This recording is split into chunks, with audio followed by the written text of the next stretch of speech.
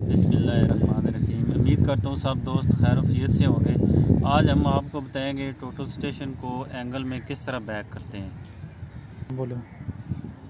Page 1 में जाएंगे, coordinate को ओपन करेंगे, स्टेशन ओरिएंटेशन।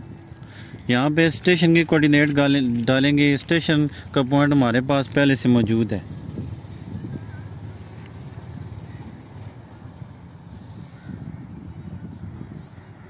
साठ 586.50 जी 40 820.52 52।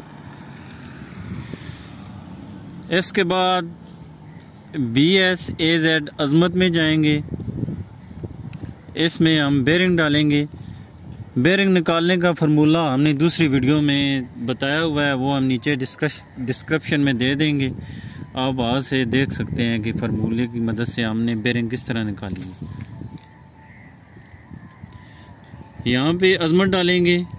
अजमत हमने फार्मूले की मदद से निकाली हुई है 246 डिग्री। यहाँ पे पॉइंट डालेंगे 30 मिनट 01 सेकेंड 01। ये हम जोड़ के लिखेंगे। अब हमने पॉइंट पे मशीन को सेट करना है।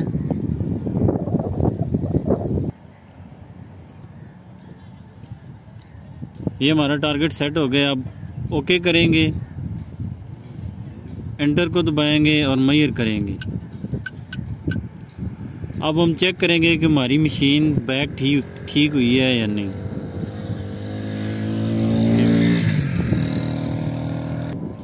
जी मशीन हमारी बैक हो गई है।